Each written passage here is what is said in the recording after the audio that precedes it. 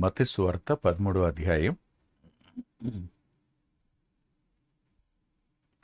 18, 19 వచనాలు. విత్తువాని గురించిన ఉపమాన భావము వినుడి. ఎవడైనను రాజ్యమును గురించి వాక్యం వినియు గ్రహింపకి ఉండగా దుష్టుడు వచ్చి వాని హృదయములో విత్తబడిన దానిని ఎత్తుకొని పోవును. త్రోవ ప్రక్కన విత్తబడినవాడు వీడే. ప్రార్థన చేసుకుందాం. దయార్ద్ర హృదయుడైన మా ప్రియ పరలోకపు తండ్రి, నిన్నును నీవు పంపిన నీ ప్రియకుమారుని ఎరుగుటయ్యే నిత్య జీవమని మీరన్నారు. ఆ ప్రియకుమారుని పరిశుద్ధమైన నామంలో మీ దయగలిగిన పాదాల సమీపానికి వస్తున్నాం. నీ వాక్యంలో మీరు దాచి ఉంచిన అనేక సంగతులు తెలుసుకోవాలని,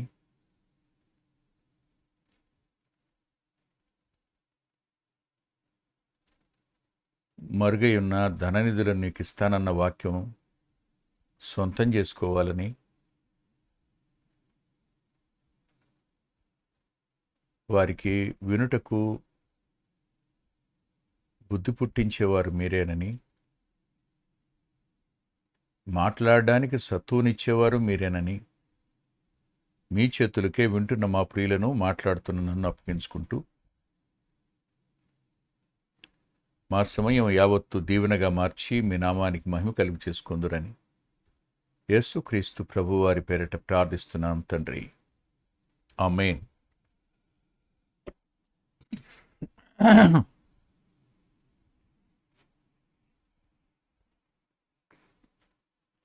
ప్రభు ఈ విత్తువాని ఉపమానాన్ని చెప్తూ, విత్తువాడు విత్తడానికి బయలుదేరాడు. కొన్ని త్రోవ ప్రక్కన పడ్డాయి అన్నాడు. విత్తుచూ ఉండగానే పక్షులు వచ్చి వాటిని మింగివేసినాయి అన్నాడు. దీనికి ఆయన వివరణిస్తూ లూకా సువార్త 8వ అధ్యాయంలో 12వ వచనం, 11, 12. విత్తనము దేవుని వాక్యము. త్రోపక్క నుండి వారు వినువారు గాని నమ్మి రక్షణ పొందకుండానట్లు అపవాది వచ్చి వారి హృదయములో నుండి వాక్యం ఎత్తుకొని పోవును. ఈ మాట దుఃఖకరమైన మాట. ఆ వచనానికి మత్తయి సువార్త 13వ అధ్యాయం 19వ వచనానికి ఉన్న సామ్యాన్ని చూడండి. ఎవడైనను రాజ్యమును గురించిన వాక్యము వినియు గ్రహింపకయుండగా దుష్టుడు వచ్చి వాని హృదయంలో విత్తబడిన వాక్యమును ఎత్తుకొని పోవును.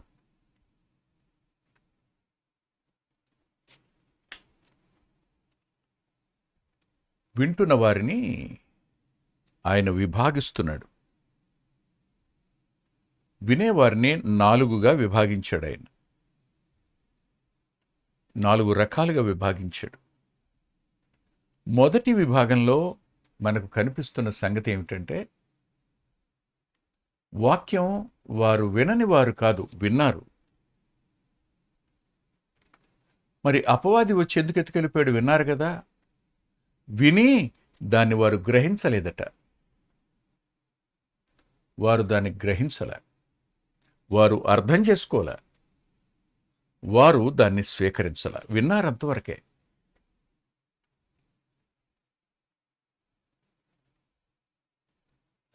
జీవానికి సమీపంగా వచ్చి జీవాధిపతిని పోగొట్టుకున్నవారు,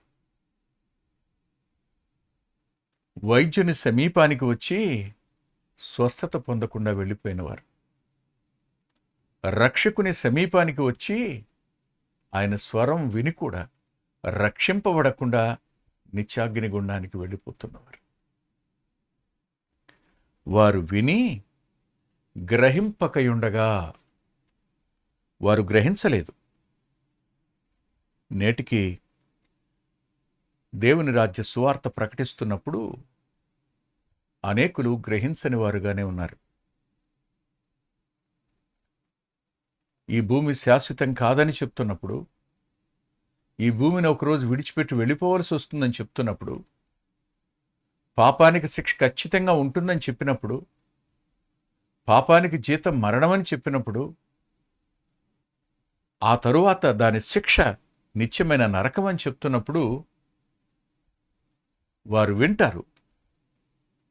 ఆ పాపానికి పరిష్కారం ప్రభు తానే శిలువలో చిందించిన రక్తమని, ఆయన మరణ పునరుద్ధానాలని చెప్తున్నప్పుడు విని కూడా వారు ఎందుకు గ్రహించరు? ఎందుకు గ్రహించలేదు? ఎందుకు గ్రహించలేదు అనంటే, నేను మీకు 1-2 మాటలు చూపిస్తాను. నాతో పాటు రండి. కీర్తన గ్రంథం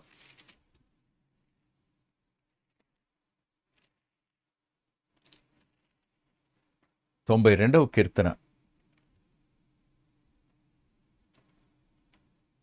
6వ వచనం. పశుప్రాయులు వాటిని గ్రహింపరు. పశుప్రాయులు వాటిని గ్రహింపరు. పశుప్రాయులు అనే పదం వాడాడు ఇక్కడ. వారు గ్రహింపరు. పశుప్రాయులు అనే పదానికి సెన్స్లెస్ అనే అర్థం. వారికి ఆ స్పర్శ, వారికి ఆ స్పృహ, వారికి ఆ గ్రహింపు కానే కాదట. చాలా సంవత్సరాల క్రిందట ఓ పబ్లిక్ మీటింగ్లో ఒక దైవ సేవకుడు మాట్లాడుతూ ఇలా అన్నాడు. పల్లెటూరులో పెద్దగా చదువుకోలేదు ఆయన, కానీ సత్యాన్ని ఎంత సులువుగా చెప్పాడు. భలే నవ్వుతూ నవ్విస్తూ మాట్లాడతారాడు. మీరు ఎప్పుడైనా పందిని చూశారా అన్నాడు ఆయన. చూడనవాడే ఉంటాడు. కానీ ఒక ప్రశ్న అడుగుతాను, చెప్తారా? పంది ఎప్పుడైనా ఆకాశం వంక చూడడం మీరు చూశారా అన్నాడు. అసలు అలాంటి ప్రశ్న అడుగుతాడని ఎవరు ఊహిస్తారు? ఎవరు మాట్లాడలా. అది జీవితకాలంలో ఒకే ఒక్కసారి పైకి చూస్తుంది. అది ఎప్పుడో తెలుసా? దాన్ని పట్టుకుని 4 కాళ్ళు కట్టి కర్ర మీద వేసుకుని తీసుకెళ్తుంటారే, అప్పుడు మాత్రమే దానికి ఆకాశం కనపడుద్ది అన్నాడు. పరలోకాన్ని గురించి, నరకాన్ని గురించి, సిలువను గురించి, చిందిన రక్తం గురించి, ఆయన మరణం గురించి, పునరుద్ధానం గురించి, పరిశుద్ధాత్ముడి ఒప్పించడాన్ని గురించి, పశ్చాత్తాపాన్ని గురించి వాక్యం వినపడుతున్నప్పుడు వారు పశుప్రాయులు గనుక, వారి ఆలోచనంతా భూసంబంధమైనదిగానే ఉంటుంది గనుక వారు వాటి విషయాన్ని పట్టింపు లేని వారుగా ఉంటారు. ఇంతెందుకు, మరో మాట కూడా ఒకసారి మీరు చూడండి. కొరింథీయులకు రాసిన మొదటి పత్రిక 2వ అధ్యాయం 14వ వచనం. ప్రకృతి సంబంధి అయిన మనుషుడు దేవుని ఆత్మ విషయములను అంగీకరింపుడు, అవి అతనికి వెర్రితనముగా ఉన్నవి. ప్రకృతి సంబంధమైన మనిషి పశుప్రాయుడు. అతడు ఆత్మ సంబంధమైన విషయాలను అంగీకరించడు. భౌతిక సంబంధమైన సంగతులే. బాబాయ్, ఇవాళ మీటింగ్కి వెళదాం, వస్తావా అంటే, ఊరుకోరా, ఏం మీటింగ్ ఏంటి, ఈ వయసులో మీటింగ్ ఏంటిరా, నీకు పిచ్చి కాకపోతేను, అసలు ఎలాంటి సినిమా రిలీజ్ అయింది అనుకుంటున్నావు, ఏ మనిషిరా నువ్వు, అసలు సర్కస్ ఎంత బాగుందో తెలుసా, మీటింగ్ ఎందుకు వెళ్తావు, రారా నాతో పాటురా, నాతో ఒకసారి రాబోబాయ్, ఒరే బాబు ఊరుకోరా, నాకు ఇంకా వయసు ఉంది చదువు. పశుప్రాయుడు. ఇంకా ఇంకా ఇంకా లోక ఆశల వెంట పరిగెత్తేవాడు, లోక సుఖాలను ఆశించేవాడు. అతడు ఆత్మ సంబంధమైన సంగతులు అతనికి వెరితనంగా ఉంటాయి. అతడు అంగీకరించడు. అనుమానం లేదు ఈ విషయంలో. అంతేకాదండి, మరో వచనాన్ని కూడా మనం చూద్దాం. అదేమిటంటే రోమపత్రిక 8వ అధ్యాయం 7వ వచనం. ఎలయనగా శరీరానుసారమైన మనస్సు దేవునికి విరోధమైనది, దేవుని ధర్మశాస్త్రమునకు లోబడదు, ఏమాత్రమూ లోబడనేరదు. పశుప్రాయులు, ప్రకృతి సంబంధులు, శరీరానుసారమైన మనస్సు కలిగిన వారు. వాక్యం వారి దగ్గరికి వెళ్ళినప్పుడు వారు ఆ వాక్యాన్ని అంగీకరించడం అసలు గ్రహించరు. దాన్ని వారు అర్థం చేసుకోరు, నిర్ద్వందంగా తోసివేస్తారు, మాకు అక్కర్లేదంటారు, దేవునికి విరోధంగా మాట్లాడతారు, వెరితనం అంటారు, పిచ్చి పట్టిందంటారు. అంతే.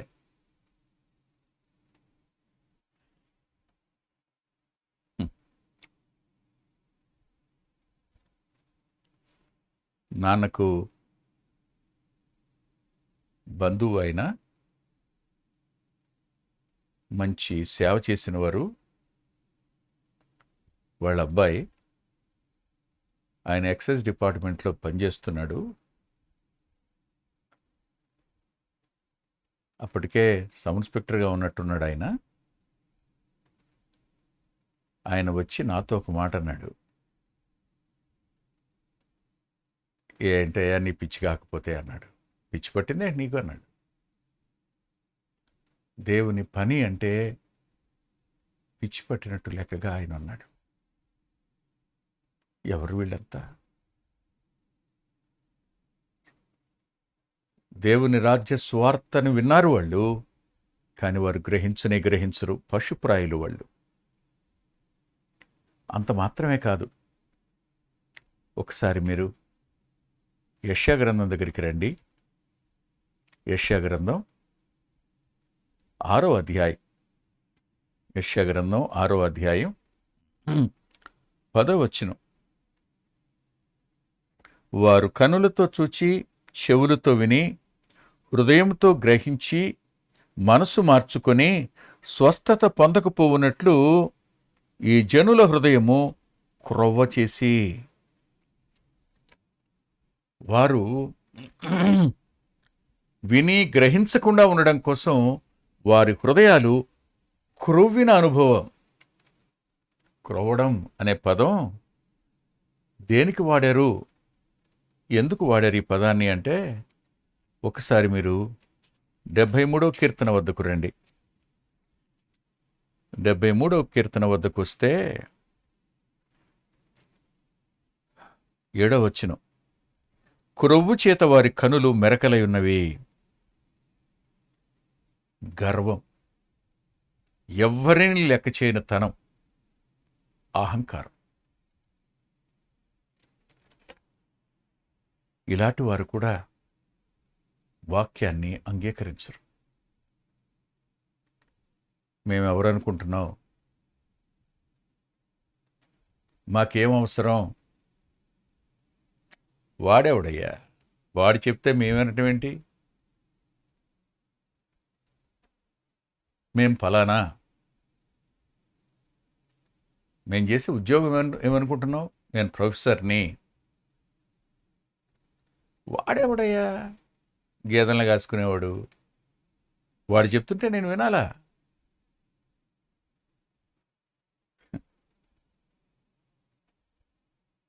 ఎవరు చెప్పినా 6 అయిందంటే 6 అది. పసివాడు చెప్పినా, యవనస్తుడు చెప్పినా, వృద్ధుడు చెప్పినా టైం 6 అయిందంటే 6 అవుతుంది. ఎవరు చెప్పాడు అన్నది కాదు, నువ్వు గ్రహించావా లేదన్నది ముఖ్యం. తెల్లవారిందని నీకు సమాచారం రావడం ఎవరి ద్వారా వచ్చింది కాదు, చీకటి పడుతుంది, నీ పాదాలు చీకటి కొండలకు తగలక మునిపే మేల్కో అని చెప్తున్నప్పుడు ఎవరి ద్వారా వచ్చింది? కురవు చేత మెరకలైన కళ్ళు, కురువినటువంటి హృదయం కలిగిన వాళ్ళు దేవుని మాటను వారు అంగీకరించరు, నిరాకరిస్తారు, తృణీకరిస్తారు. ఇదే మాట యెషయా చెప్పాడు. ఇదే మాట ప్రభు కూడా చెప్పారు. చూడండి, మత్తయి సువార్తలోనే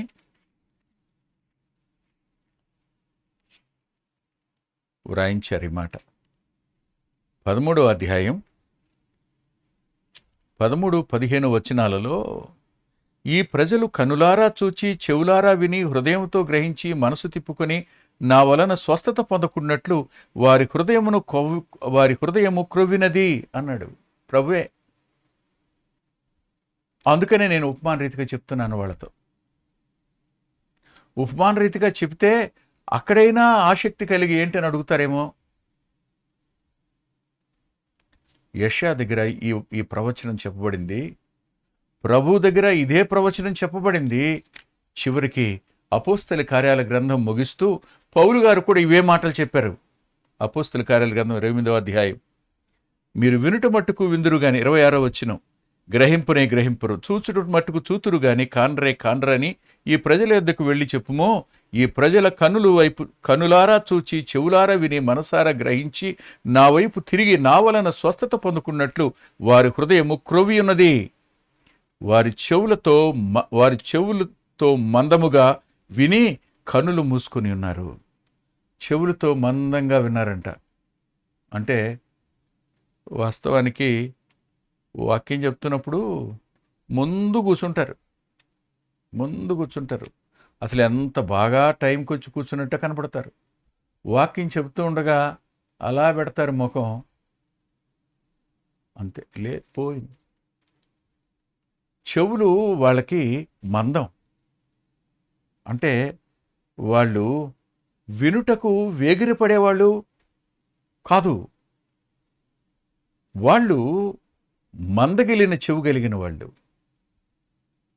స్లో టు హియర్, వినడానికి ఇష్టం ఉన్నా ఉన్నట్టు లేనట్టుగా ఉంటారు, ఉదాసీనంగా ఉంటారు, వినరు, గ్రహించరు. గర్విష్ఠులైన వారు, అహంకారులైన వారు ఈ భౌతిక సంబంధమైన వాటిని బట్టి కానీ, పిత్రార్జితమైన దాన్ని బట్టి కానీ, తాము చేరుకున్న స్థాయిని బట్టి కానీ అహంకారులై వారు వింటారు. అంటే మామూలుగా వింటారు, కానీ వారు దాన్ని గ్రహించరు. వినడానికి అర్థమేమిటి? స్వీకరిస్తే కదా వారు విన్నట్టు. గ్రహించరు. అందుకు ఆ విత్తనాలను దుష్టుడు ఎత్తుకొని వెళ్ళిపోతాడు. పశుప్రాయులు గ్రహించరు, అహంకారులు కూడా గ్రహించే మనసు కలిగిన వారు కారు. మరో మాట కూడా చూద్దాం, చూడండి. యెషయా గ్రంథంలోనే 42వ అధ్యాయంలో 18వ వచనంలో ఇలా ఉంది, గుడ్డివారలారా, చెవిటివారలారా వినుడి, గుడ్డివారలారా మీరు గ్రహించినట్టు ఆలోచించుడి అంటాడు.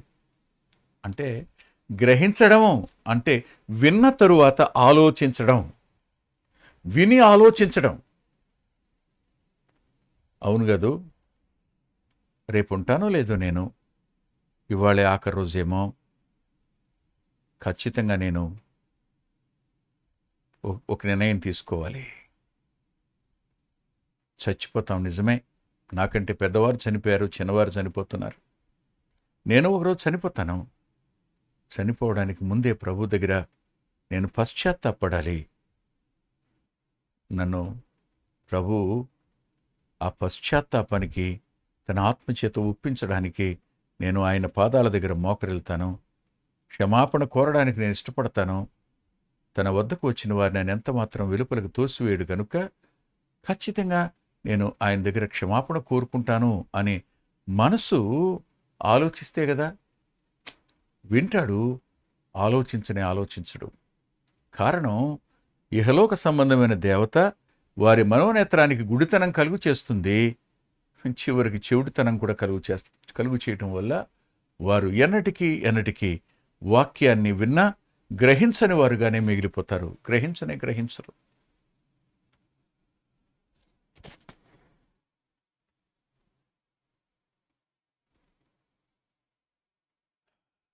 దుఃఖం. ఎంతోమంది వాక్యం వినడానికి వచ్చిన వారు రేపు నరకంలో కనపడతారు. ఎంతోమంది దేవుని సేవకుని పిల్లలు, ఎంతోమంది సంఘ పెద్దల పిల్లలు, ఎంతోమంది విశ్వాసుల పిల్లలు బాల్యం నుండి వింటూనే ఉన్నారు, కానీ రక్షించబడలా. వారు శరీరానుసారులుగానే ఉన్నారు, వారు ప్రకృతి సంబంధులుగానే ఉన్నారు, పశుప్రాయులుగానే మిగిలిపోయినారు, వారు చెవిటివారుగాను గుడ్డివారుగానే ఉంటున్నారు. వారు అహంకారయుక్తమైన మాటలు మాట్లాడతారు. వినేవాళ్ళలో లోపాలు కనిపెడుతూ తాము గనులు అనుకుంటూ మారు మనసు పొందని వారై పశ్చాత్తాపడకుండా నిత్య నరకాగ్నికి వెళ్ళిపోవడానికి ఆ త్రోవలో వేగంగా పరిగెత్తుతున్నారు. బాబు, ప్లీజ్ ఆగండి, ఒక క్షణం ఆగండి. వింటున్న వాక్యం మీ ఆత్మకు మేలు చేసేదండి. మీరు వింటున్న వాక్యం మిమ్మల్ని మరణంలో నుంచి తప్పించేదండి. మీరు వింటున్న వాక్యం మిమ్మల్ని నరకం నుంచి కాపాడేదండి. మీరు వింటున్న వాక్యం అపవాది చేతుల నుంచి మిమ్మల్ని విడిపించేదండి. వింటున్న వాక్యం మీకు నిత్య రక్షణ అనుగ్రహించేదండి. వింటున్న వాక్యం మీ అంతరంగానికి సమాధానాన్ని అంటే శాంతినిచ్చేదండి. ఇలాంటి మాటలు చాలా విన్నాంలే, వెళ్ళిపోవడం. మరి కొంతమంది, మేము పశ్చాత్తాపడక్కర్లా, మేము ఆల్రెడీ క్రైస్తవులమే, మేము పశ్చాత్తాపడడానికి మేమేం తప్పు చేశాం? ఏ లోపాలు మాలో ఉన్నాయి చూపించండి. సినిమాకి వెళ్తే కనపడ్డామా? సీరియళ్ళు తాగుతున్నావా? పేకాడుతున్నావా? తాగుతున్నావా? జోదం ఆడుతున్నావా? దొంగతనాలు చేస్తున్నావా? వ్యభిచారం చేస్తున్నావా? ఏం చేస్తున్నావని? పశ్చాత్తాపడండి, మారు మనసు పొందండి. మీరు పొందండి మారు మనసు. ఎవరు వీళ్ళు? అహంకారయుక్తమైన వారు. అయ్యో ఎంత బాధాకరమైన సంగతి ఇది, ఎంత దుఃఖకరమైన సంగతి ఇది. చాలా చాలా చాలా చాలా ఈ మాట చెప్తున్నప్పుడు ప్రభు సామాన్యంగా చెప్పినట్టు అనిపిస్తుంది కానండి, ఆయన అంతరంగం ఎంత వేదనతో ఈ మాటలు చెప్పుంటాడో. విని గ్రహింపక ఉండగా ఆ వాక్యాన్ని దుష్టుడు ఎత్తుకనిపోతాడు, అపవాది ఎత్తుకుని వెళ్ళిపోతాడు. పక్షులు అంటే అవి ఎత్తుకుని పోవడం. విత్తిన విత్తనాలను అక్కడే ఉంది, ఇంకా అది భూమిలోకి వెళ్ళలా, నీరు పడి మొలకెత్తడానికి అవకాశం కలగలా, ఈలోక విత్తనం లేదు. చెప్పేవారిలో లోపాలు చూస్తూ ఎవరెవరో చెప్పిన మాటలు నిజమని నమ్మి అనేక మంది గ్రహించని అహంకారయుక్తంగా మారిపోతారు. ప్రమాదం ఉంది ఇందులో. అంతేకాదు, మరో మాట కూడా చూద్దాం. అపోస్తుల కార్యాల గ్రంథం 24వ అధ్యాయం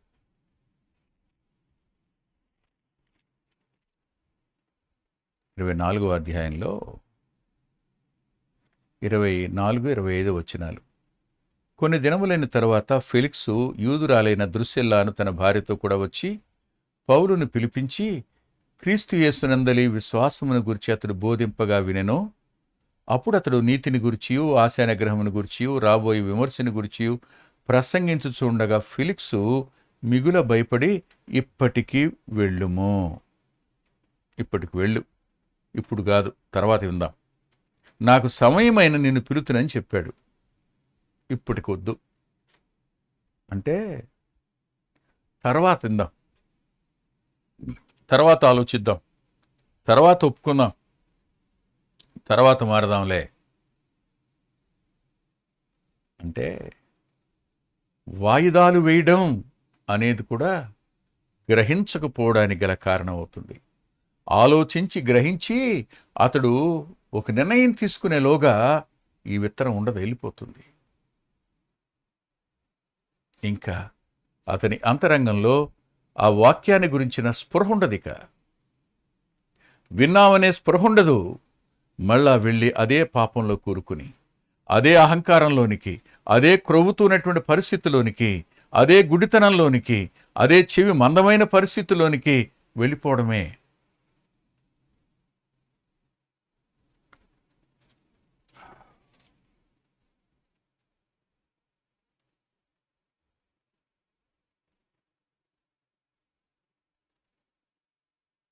నేనెప్పుడు మర్చిపోలేను.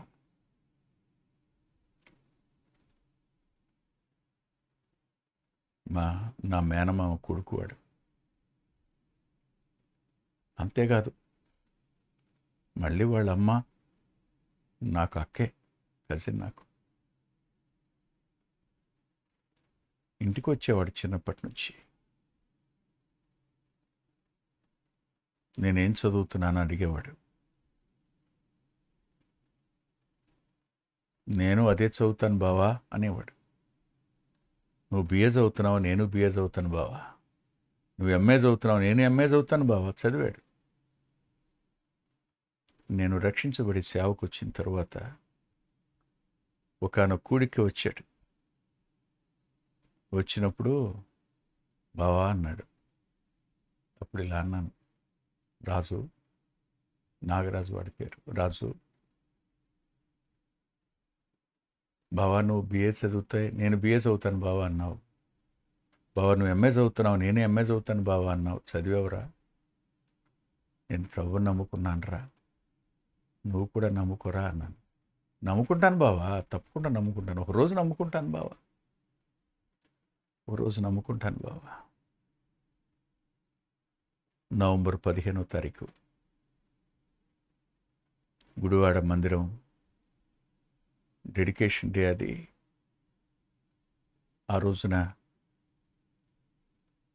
అందరూ బయలుదేరి వెడుతూ ఉండగా ఫోన్ వచ్చింది, వాడికి యాక్సిడెంట్ అయిందని. జగ్గయ్యపేట దగ్గర రాత్రికి ప్రయాణం అయి వెళ్ళాం. తమ్ముడు శ్రీనివాస్ ఇప్పుడు శ్రీశైలంలో డీగా పనిచేస్తున్నాడు. తను నేను తమ్ముడు వేణు ముగ్గురు వెళ్ళాం. ఎక్కడున్నాడు, ఇంకా బతికే ఉన్నాడు, హాస్పిటల్లో ఉన్నాడు అనుకుంటూ వెళ్ళాను నేను. పోలీస్ స్టేషన్లో చెప్పారు, వాళ్ళని హాస్పిటల్లో పెట్టారండి, మార్చురీలో అన్నారు. అప్పుడు గుండె ఆగినట్టు అయింది. ఆ మార్చురీ గదిలోకి వెళ్ళి చూస్తే తమ్ముడు శ్రీను అన్నాడు, అన్నయ్య మీలాగే ఉన్నాడు కదా అన్నయ్య అన్నాడు. ఆ నొస్సలు అదంతా మీలాగే ఉన్నాడు అన్నయ్య. ఎన్నోసార్లు నమ్ముకుంటాను బావా, నమ్ముకుంటాలే బావా, నమ్ముకుంటా. లేదు, నమ్ముకోలేదు. చేతులు జోడించి చెప్తాను, ఈ లోక సంబంధమైన ఆశలు, మానవ సంబంధమైన అహంకారం, ఇప్పుడు కాదులే అని తోసివేసేటువంటి తత్వం వినే వాక్యాన్ని ఆలోచింపనివ్వదు. ఆ వాక్యం నీలో ఫలించకుండా, నీలో మొలవకుండా, నిన్ను మార్పు కోసం ప్రేరేపించకుండా అపవాది ఆ వాక్యాన్ని నీ నుండి దూరం చేయడానికి కారణమవుతాయి.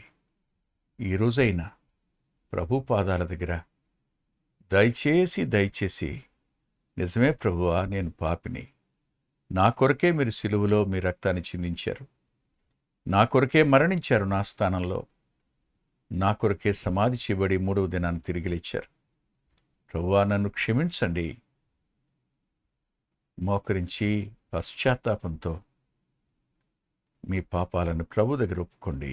పరిశుద్ధాత్మదేవుడు ఒప్పిస్తూ ఉండగా, ప్రేమ కలిగిన మా ప్రియ తండ్రి, కృప కలిగిన మా దేవ, విన్న వాక్యం మా ప్రియుల హృదయాలలో కార్యం జరగనిమ్మని, మీ కృపకు, మీ కాపుదలకు, దయా సంరక్షణలకు, మీ ఆత్మకార్యం, నీ వాక్య బీజం వారిలో మలవడం కొరకు కార్యం చేయమని యేసుక్రీస్తు ప్రభు వారి పేరిట ప్రార్థిస్తున్నాం తండ్రి. ఆమేన్. ఆమేన్. ప్రభు చిత్తమైతే తిరిగి శుక్రవారం రాత్రి 9:30 కలుసుకుందాం.